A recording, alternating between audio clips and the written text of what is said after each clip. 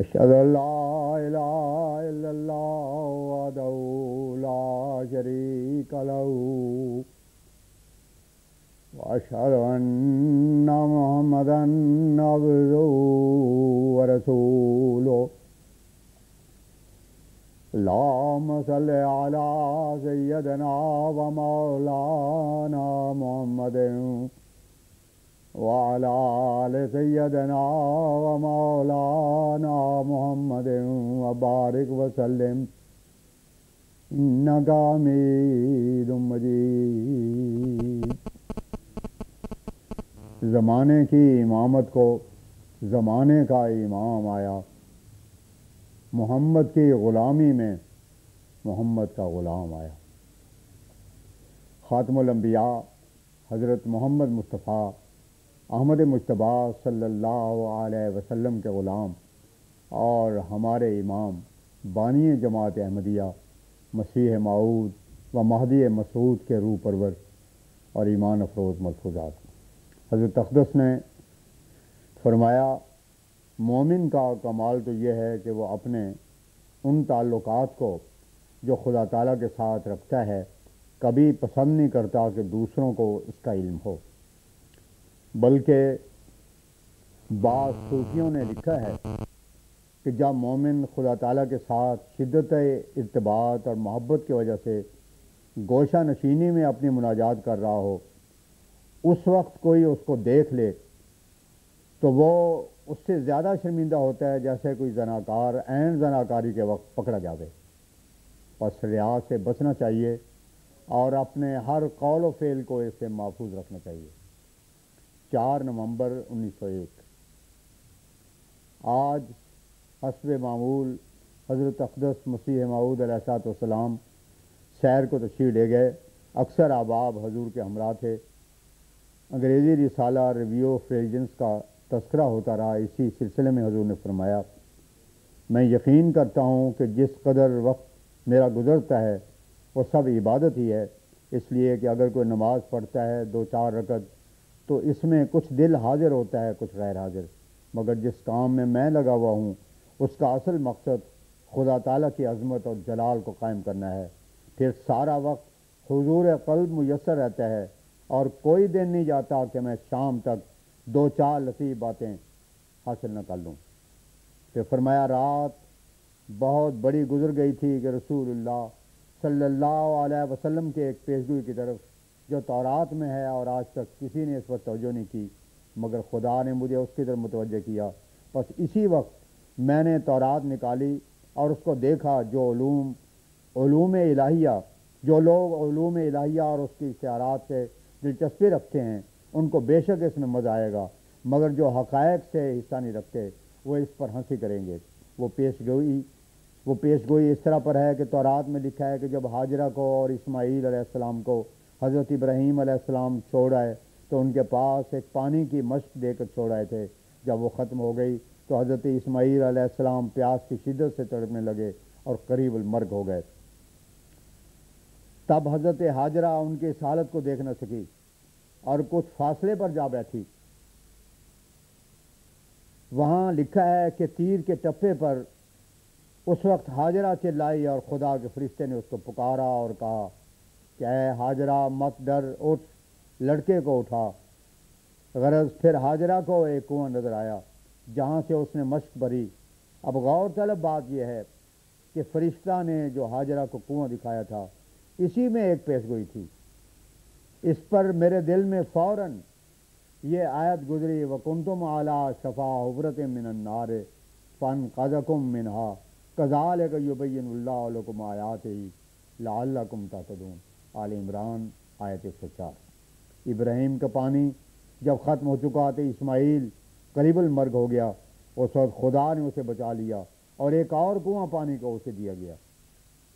عرب والے بھی اسماعیل کی اولاد ہونے کے سبب سے گویا اسماعیل ہی تھے جب ہدایت اور شریعت کا ان میں خاتمہ ہو گیا اور قریب المرگ ہو گئے تو خدا تعالیٰ نے ایک نئی شریعت ان پر نازل کی، اور یہ اس آیت میں اشارہ ہے، غرض یہ پیش گوئی ہے جس کی طرف پہلے کسی نے توجہ نہیں کی۔ 4 نومبر 1901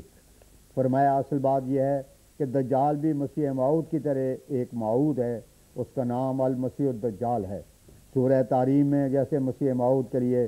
بشارت اور نص موجود ہے، اسی نص سے بطور اشارت اور نص کے دجال کے وجود پر ایک دلیل لطیف قائم ہوتی ہے، یعنی جیسے مریم میں نفخ روح سے ایک مسیح پیدا ہوا، اسی طرح اس کے بالمقابل ایک خبیث وجود کا ہونا ضروری ہے جس میں روح القدس کے بجائے خبیث روح کا نفخ ہوا۔ اس کی مثال ایسی ہے جیسے بعض عورتوں کو رجاء کی بیماری ہوتی ہے اور وہ خیالی طور پر اس کو حمل ہی سمجھتی ہیں، یہاں تک کہ حاملہ عورتوں کی طرح سارے لوازم ان کو پیش آتے ہیں اور چوتھے مہینے حرکت بھی محسوس ہوتی ہے، مگر آخر کو کچھ بھی نہیں نکلتا۔ اسی طرح پر المسیح الدجال کے متعلق خیالات کا ایک بت بنایا گیا ہے اور قوت واہمہ نے اس کا ایک وجود خلق کر لیا جو آخر کار ان لوگوں کے اعتقاد میں ایک خارجی وجود کی صورت میں نظر آیا۔ المسیح الدجال کی حقیقت تو یہ ہے۔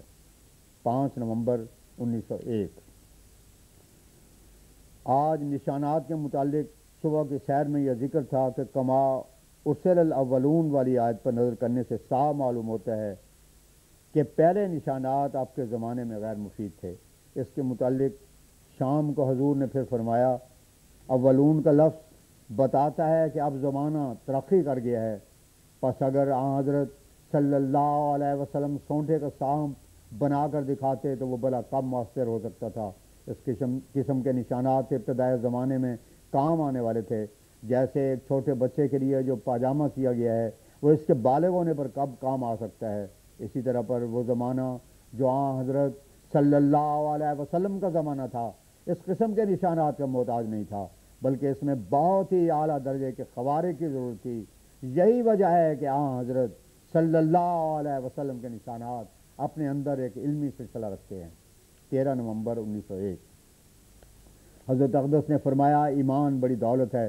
اور ایمان اس بات کو کہتے ہیں کہ اس حالت میں مان لیا جائے جبکہ علم ابھی کمال کے درجے تک نہ پہنچا ہو اور ابھی شکوک و شبہات سے ایک جنگ شروع ہو۔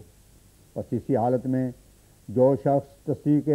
قلبی اور تصدیق لسانی سے کام لیتا ہے وہ مومن ہے، اور حضرت احدیت میں اس کا نام راست باز اور صادق رکھا جاتا ہے، اور اس کے اس فعل پر اللہ تعالیٰ کی طرف سے محبت کے طور پر معرفت تامہ کے مراتب اس پر کھولے جاتے ہیں، اور اصل بحث اسی ایمان سے شروع ہوتا ہے۔ چنانچہ قرآن شریف نے جہاں بحث کا تذکرہ فرمایا ہے وہاں پہلے ایمان کا تذکرہ کیا ہے اور پھر اعمال صالحہ کا، اور اعمال صالحہ کی جزا جنات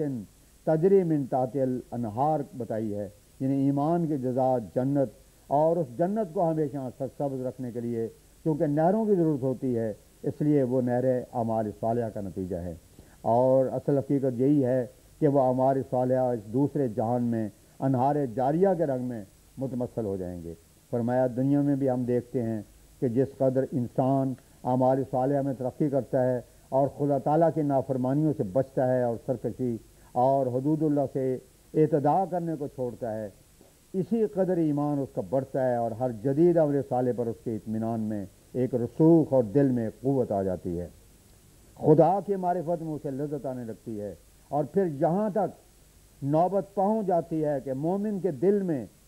ایک ایسی کیفیت محبت الہی اور اس کے خداوندی کی، اللہ تعالیٰ کی محبت اور فیض سے پیدا ہو جاتی ہے کہ اس کا سارا وجود اس محبت اور سرور سے جو اس کا نتیجہ ہوتا ہے لبالب پیالے کی طرح بھر جاتا ہے، اور انوار الہی اس کے دل پر بکلی احاطہ کر لیتے ہیں اور ہر قسم کی ظلمت اور تنگی اور قبض دور کر دیتے ہیں۔ اس حالت میں تمام مصائب اور مشکلات بھی خدا تعالیٰ کی راہ میں ان کے لیے آتی ہیں، وہ انہیں ایک لحظہ کے لیے پراگندہ دل اور منقبض خاطر نہیں کر سکتے، بلکہ وہ بجائے خود محسوس اللذات ہوتے ہیں۔ یہ ایمان کا آخری درجہ ہے۔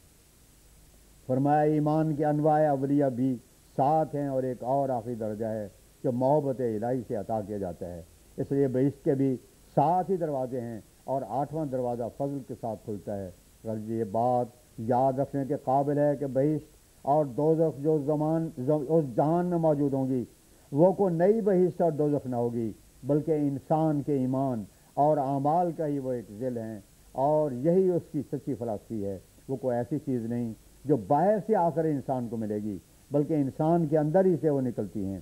مومن کے لیے ہر حال میں اسی دنیا میں بہشت موجود ہوتا ہے، اسی عالم کا بہشت موجود دوسرے عالم میں اس کے لیے بہشت موعود کا حکم رکھتا ہے۔ پس یہ کیسی سچی اور صاف بات ہے کہ ہر ایک کا بہشت اس کا ایمان اور اعمال صالح ہیں جن کی اس دنیا میں لذت شروع ہو جاتی ہے، اور یہ ایمان اور اعمال دوسرے رنگ میں باغ اور نہریں دکھائی دیتی ہیں۔ میں سچ کہتا ہوں اور اپنے تجربے سے کہتا ہوں،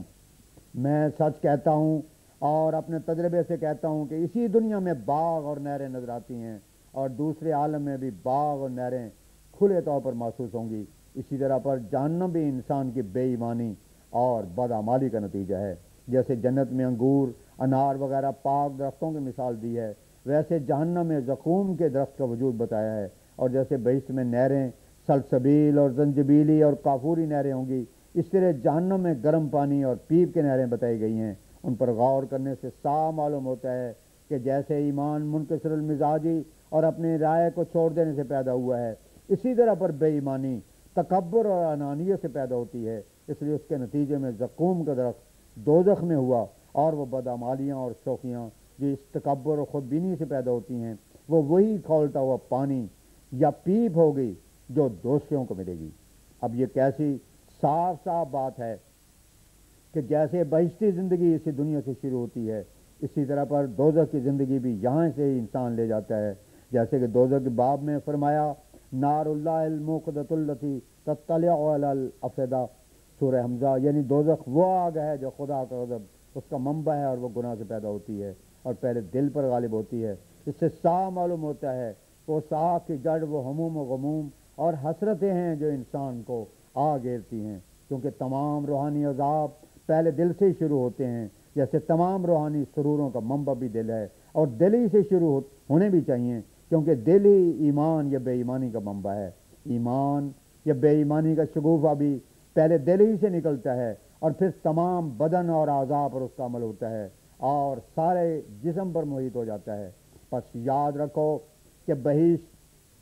اور دوزخ اسی دنیا سے انسان ساتھ لے جاتا ہے، اور یہ بات بھولنی نہ چاہیے کہ بہشت اور دوزخ اس جسمانی دنیا کی طرح نہیں، بلکہ ان دونوں کا مبدا اور منبع روحانی امور ہیں۔ ہاں، یہ سچی بات ہے کہ عالم معاد میں وہ جسمانی شکل پر ضرور متشکل ہو کر نظر آئیں گے۔ حضرت مسیح موعود علیہ الصلوۃ والسلام اپنے شعری کلام میں ارشاد فرماتے ہیں، قرآن کو یاد رکھنا، پاس اعتقاد رکھنا، فکر معاد رکھنا، پاس اپنے ذات رکھنا، اکثیر ہے پیارو صدق و صداد رکھنا، یہ روز کر مبارک سبحان من یرانی، وآخر دعوانا ان الحمد للہ رب العالمین۔